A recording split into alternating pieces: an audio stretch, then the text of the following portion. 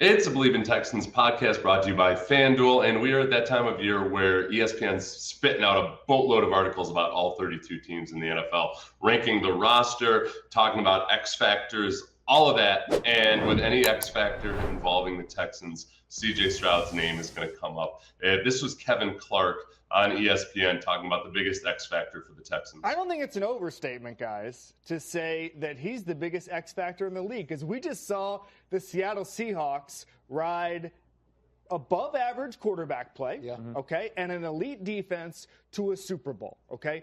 The Texans defense is just as good, and CJ Stroud has the capability to be a lot better than Sam Darnold. So if CJ Stroud regains that form, we're talking about a Super Bowl. He was the first player in history last year to have 5 interceptions and 5 fumbles in one single postseason. He did it in 2 games. Yeah. That's like Babe Ruth, 154 games, they hitting home runs and all that stuff, but with turnovers, okay? And the reason usually the guys don't get more than that is because they don't win a playoff game. He won playoff games because of that defense. Take a step forward, it's Super Bowl. That's the beautiful conundrum we find ourselves in, isn't it? We've seen the highs, but we've also seen the devastating lows. CJ Stroud is obviously a huge X factor, but almost to the point where, like, when you're the main factor, I don't think you're necessarily an X factor anymore.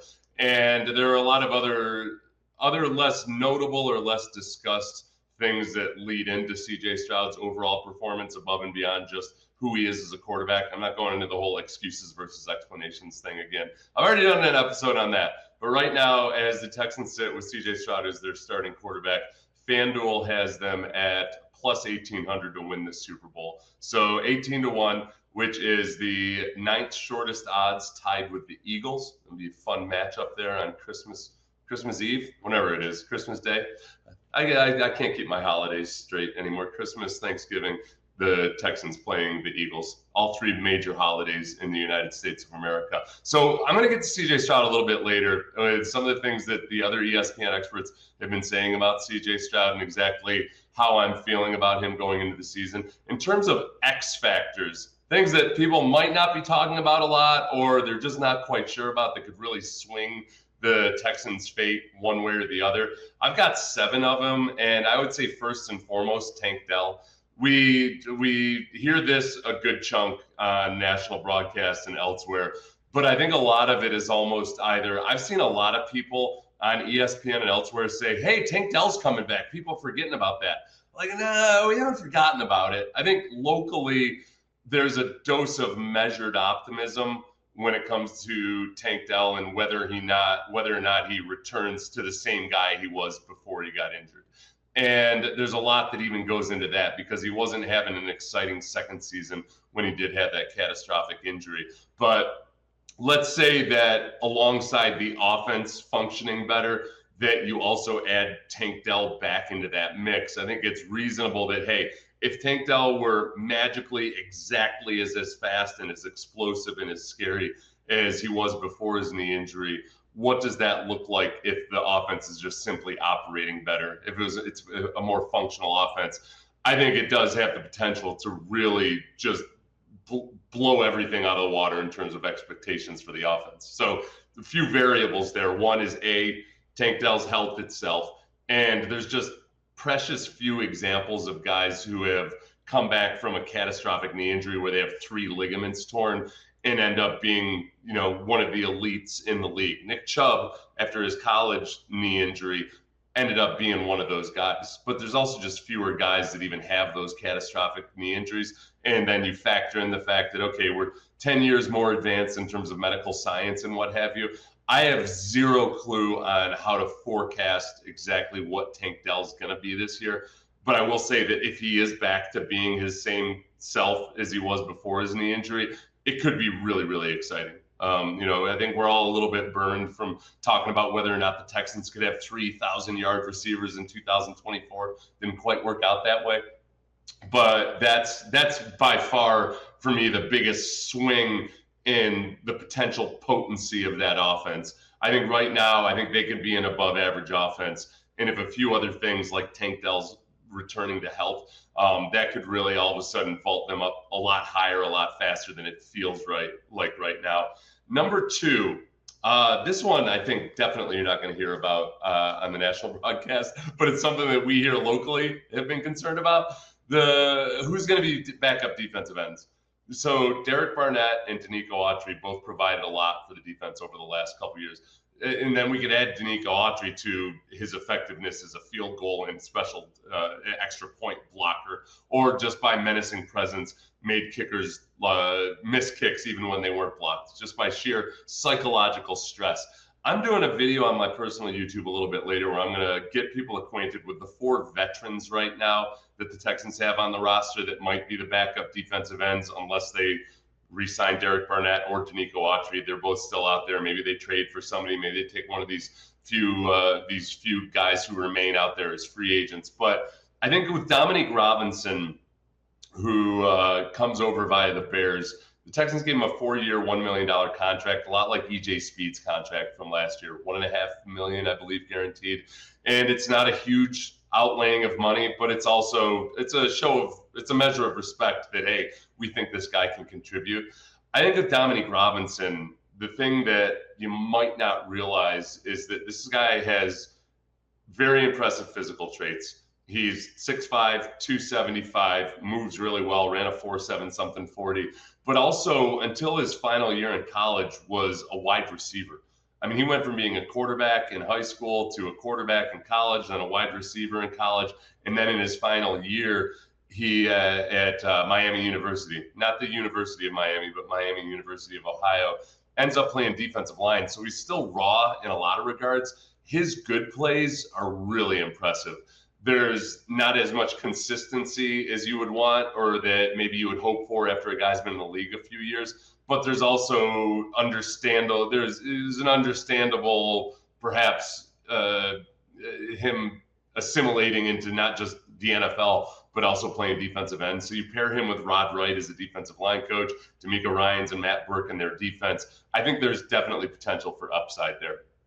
I think if you go then down to the guys that have less experience, Solomon Berg, drafted a couple years ago, has made scant appearances in NFL regular season games, and that was all in 2024. Didn't play in the regular season last year, but he's a guy who's smaller. He's 255 pounds, would probably be more of a true pass rush situation type of guy. I don't know if he's going to project as setting the edge really well, but there's potential there. And then the guy that I probably should have brought up first is Dylan Horton. Dylan Horton, who another guy that was, safety in high school, then a safety in college, transitioned to linebacker, then finally in his final year was actually playing hand in the dirt, true defensive end all the time, and then had cancer, which is kind of a big deal. And he's been working his way back from that, but ended up playing about 20, 25 snaps per game a lot of the time last year. I think as a run stuffer and a guy that can be in on first and second down, he's probably a little bit underrated. I actually think he does a really sturdy job in there. He's kind of heavy-legged, especially when you watch him next to guys like Will Anderson, which isn't really fair. But I don't know exactly what his upside is as a pass rusher at this point. But he can serve a valuable role as being a guy that can go in there, especially on rundowns, and do what he's supposed to do, be a big body. He can go down and play 3 technique in certain situations if you want him to. But I think there's still upside there. I just don't know exactly how much of that pass rush he's going to provide. And then the third guy who comes back to us after being with the Texans a couple of years ago is Ali Gay, who spent a couple of years with the Titans, didn't get a whole lot of time, but has a lot of length and is really impressive in that regard, just physically. When he makes plays, you see him use his arms effectively and use that length effectively. He's made some impact plays for the Titans despite not having a whole lot of playing experience. So those are the wild cards. If any of one of those guys, especially Dominique Robinson, really steps up, then I feel that much more solid about just how the Texans defense is going to build on what they did last year. But it's a sneaky X factor that not a lot of people outside of Houston are talking about. Number 3, I've got Kelin Rutledge as number 3 X factor. It feels a little bit like cheating to say that your number 1 overall draft pick or your first round draft pick is going to be an X factor, but we know the reality of the deal here on the offensive line over the last couple of years. Hasn't been good enough. And if Kelin Rutledge steps in and shows himself worthy of being a first-round pick, especially if he does it at center, then all of a sudden you've got a pretty formidable interior three. And when we talk about, man, the Texans struggles against teams that have really physically strong interior defensive linemen, just big, strong human beings, manly men, like the Titans when both T'Vondre Sweat and Jeffrey Simmons were healthy, like the Patriots at the end of last year, the Seahawks last season. I think they're much more equipped to handle that kind of physicality as long as Kelin Rutledge actually works out. So we'll obviously be watching a whole bunch of him the first couple weeks of the camp. Fourth, X Factor. And again, another one that people outside of Houston aren't talking about a lot is simply that third linebacker outside of EJ Speed and Henry To'oTo'o who replaces EJ Speed. EJ Speed played 45% of the snaps on defense last year. And a lot of those did come too when Jalen Petrie was injured and the Texans just said, all right, if we don't have Jalen Petrie, we're just going to play our base defense. We'll put our 4 best defensive backs on the field, and then we'll put our 3 best linebackers on the field. So whether it's Marte Mapu or Wade Woodaz or one of the other special teamers or rookies like Aiden Fisher, that becomes that third linebacker. I also think I think it's going to be competitive for Henry To'oTo'o.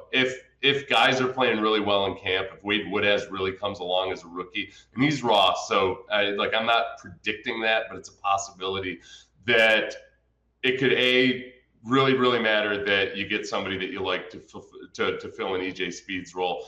And then I'm not precluding the possibility that Henry To'oTo'o is in more of a competitive situation right now than people realize, especially with their emphasis on getting length in the linebacker room. They've cited that a couple times about Marte Mapu, and Henry To'oTo'o, when it comes to getting into passing lanes and windows and everything, doesn't really have that length. And he's got to make up for that with football IQ, which he's done a great job of developing over the last couple of years, but he's got to keep developing when he's in a more competitive situation than people realize. Texans right now on the season over at FanDuel are at a 9.5 win total, which is where they've been each of the last couple of seasons at least. You know how I feel about the Texans defense. I think that 9.5 wins, as long as the defense is functioning the way they're capable of functioning, is very, very, very achievable. And as I've done the last couple of years, I would recommend taking the over on the Texans defense. So the fifth X factor for this Texans team, when I listed these out, I just skipped right over number 5 altogether. So I'll just go with my number 6, which is Marlon Klein / the tight end room in general. So I think, as it's been with a couple of things, the way they've operated on offense this last couple of years. Last year, they addressed the offensive line, but they did it more with quantity than going after high-ticket items, and a couple of them worked out. Ed Ingram worked out. Trent Brown worked out really well for the amount of money they were paying him. They were paying him like $2 million or so, give or take, last year. But if we look at the tight ends, Foster Moreau was not a marquee signing, but for scratching what the Texans' itch was, I thought it was an awesome signing because they want more bodies in there of guys who are proven blockers. And especially in pass protection, when you need a tight end to be a dual threat as a potential wide receiver, but also a guy who can hold up in pass protection, they just didn't have that last year. Handling some of the intricacies and the nuances of the way they're calling the protections and the changes to the line of scrimmage, it's good to have a veteran in there. But Marlon Klein is the huge X factor in so much as I don't need him to have a breakout year as a receiver. I'd like him to be a competent enough receiver, but also a guy that learns how to run block and pass protect at the NFL level. He showed a lot of potential for it in college. He's got to clean some things up. But that does all of a sudden take the Texans from a team that has to play a 6th offensive lineman a bunch of the time because they just don't trust their tight ends to block. You all of a sudden have a tight end in that role and who's also a receiving threat, and it just makes it a lot tougher for defenses to match personnel and to predict exactly how you're going to operate in any given situation. Really helps out down in the red zone, where if you think about the Texans in the red zone last year, especially down on the goal line, those are all those moments where you should be springing a tight end wide open because linebackers and safeties are so dialed in on the run that they just hyper-focus on it and they bite on play action. All of a sudden, the tight end is wide open. When you've got guys like Foster Moreau And if you have a guy like Marlon Klein, if he develops into a good blocker, it creates those opportunities. I saw Dalton Schultz on a list of either a power ranking of tight ends or what have you. They cited that his red zone production last year wasn't all that impressive. That's the kind of thing where, man, tight ends that produce really well in the red zone, a lot of times it's more of a factor of, it's more of an outcome based on how good the rest of the offense is, more so than it is about that guy himself. Now, if you're talking about a George Kittle or a Rob Gronkowski, obviously that's a different scenario. We're not in that scenario just yet. Come talk to me before next year's preseason chatting and whatnot, and we'll see if maybe we're in that category where we can talk about one of the Texans tight ends that way. The number 7 one, and this is one thing that was really good for the Texans last year, but I'm curious about whether there might be a little bit of a regression or what have you. Aaron Schatz was on ESPN. He was talking about how one of the reasons that the Texans defense, you can predict that they're going to be good again this year, is that they weren't overly reliant on turnovers last year. I hesitate to agree with that only because the Texans in 2025 had the third most takeaways in the league. And then when it came to the turnover differential, I think they were second in turnover differential at plus 17. They were really good at taking the ball away. Now, a lot of that starts with, okay, they've got a great secondary, but then they also have a great pass rush. You can replicate that. Turnovers are kind of fickle from year to year, and some years you can play the exact same way on defense and the ball just doesn't bounce your way. I do think that this year I could predict that they're gonna have a more than average number of takeaways because it is based on their pass rush. Strip sacks matter a lot in that regard, and because they play a style of defense that allows defensive backs to have their eyes on the quarterback when they're playing zone, and they've got a safety now in Reed Blankenship that allows everybody else to play with that much more stability because guys are on the same page. You've got veteran players all throughout the secondary, and hopefully that leads to them being as equally opportunistic. But if we talk about the X factor part of it, sometimes it is just dumb luck, and you can play the exact same way, and you don't necessarily take the ball away as much. Guys do it, especially when it comes to fumble recoveries. Causing the fumble, great, you did that. Sometimes you can hustle all you want and everything. Sometimes you hustle your way past a bouncing football, and the lazy guy ends up recovering it because once the fumble is out, once the ball's on the ground, it's just anybody's guess where that thing is going. That's the one thing where I could see the Texans falling back down to earth is if even without a drop in production by the defense or a drop in their performance level, if they don't end up getting some of those turnovers, then there you have it. So Tank Dell, number 1 overall X factor. Number 2 overall X factor really for me is, do they get production out of the backup defensive ends? I think they've got a good chance with Dominique Robinson. Number 3, Kelin Rutledge, and I would say any of the other additions, and Febechi Wiwu, if he ends up being some kind of a prodigy as a mid-round pick, awesome. But I'm not leaning that much into him just this moment. The linebacker competition to replace EJ Speed and perhaps push Henry Toa is number 4. Number 5, Marlon Klein and the tight ends in general. And then simply turnovers on defense. The other thing that could help with the turnovers would simply be the ability to disguise a little bit more on defense. Not that they have to become an ornately complex defense all of a sudden. I mean, D'Amico's keep it simple, stupid type of strategy to allow guys to play fast is working just fine. And if it ain't broke, don't fix it. But you always got to tweak things a little bit. And if they can disguise more frequently without getting overly complex, which is a lot easier to do when you have 5 veteran players in the secondary, I think that might actually end up being just one of those things that bumps you up above last year's takeaway ratio.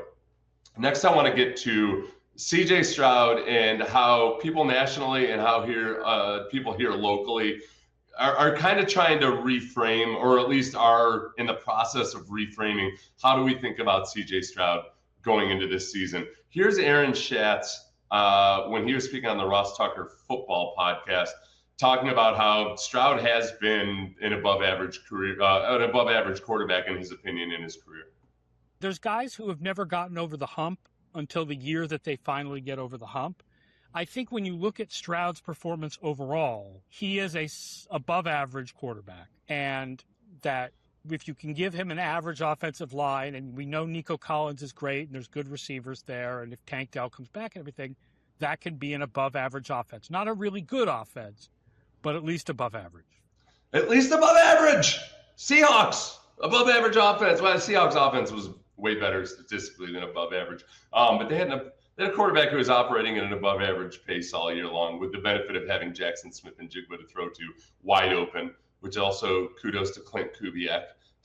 People don't talk enough about how Clint Kubiak has gone from Seattle now. It's kind of a big deal. But I digress. When it comes to C.J. Stroud being an above-average quarterback, and I think Aaron Schatz has been a guy like many other people on ESPN who have said, all right, hey, let's not ignore those playoff games, but let's remember the playoff games that came before and also the environment in which C.J. Stroud has been operating. I do think that right now, in listening to smart people and former players and film analysts and everybody talk about, I think leading into this year for C.J. Stroud, it really has become about people who have faith or people who think or know that C.J.'s got a higher ceiling than what he's been able to show are going to say, hey, hasn't had the benefit of a good, solid, consistent rushing attack at any point in his first 3 years here. What does it look like if he has that at least? So even with an average rushing attack, that's way above what he had in those first 3 years. And I know people always bring up Joe Mixon having over 1,000 yards rushing when I bring this up. And I can only tell you that, like, if you watched all 17 of those games, or at least all the games that Joe Mixon was playing in, it wasn't consistent enough. And it was Joe Mixon breaking off a big run, but then having to dodge people in the backfield for 10 consecutive runs. And they had some moments. Remember the Chargers game when they closed out the game running the ball like that? Those were some special times, but they were few and far between. So I think a lot of people, they're kind of waiting and holding in reserve their final opinion on C.J. Stroud. Whether or not the Texans can actually run the ball is a big factor in all of that. So if they can run the ball effectively and C.J. still struggles to look like he did his rookie year, then I think people are going to be a little less reluctant to come out and criticize him in the national media. We know that locally we've got the broad spectrum of people who are ride or die with CJ until the end, and then there's people that are done with him and already want to move on. One people that Aaron Schatz brought up, some quarterbacks that just doesn't click for him until it does. And the first guys I thought of, I'd love to hear your suggestions in the comments. The first two guys I thought of were, one, Alex Smith. Now, I know Alex Smith isn't what you're hoping CJ Stroud becomes, but he was an above-average quarterback on a winning team for a long time, who had 4 different offensive coordinators, if I remember correctly, in his first 4 years in the NFL, or at least 4 different coordinators in his first 5 years in the NFL. And finally, when he got hooked up with Jim Harbaugh, things really started to click for him. The other guy would be Eli Manning, who, Eli Manning I kind of look at like sitcoms used to be. Remember, back in the day, a sitcom could suck for the first couple of years, but the network, if they believed in it, they're just going to keep pushing it, and then all of a sudden it clicks. You go back and watch the first season of Seinfeld, and it was god-awful. How the hell did they even stay on the air? And that's how it used to be with quarterbacks. You would just kind of wait, and then it would either click or it didn't.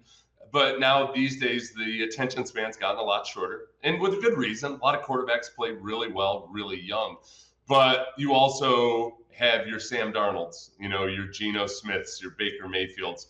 And in each of those scenarios, there's a team out there wondering, Sam Darnold had this in him. Why couldn't we get it out of him? Baker Mayfield, that gets even more complex because he did have some really promising early play before his shoulder injury. But likewise, would Cleveland have been better off sticking with Baker Mayfield over these many years instead of trading for Deshaun Watson or any of the other things that they've tried at quarterback? Good chance that they would be.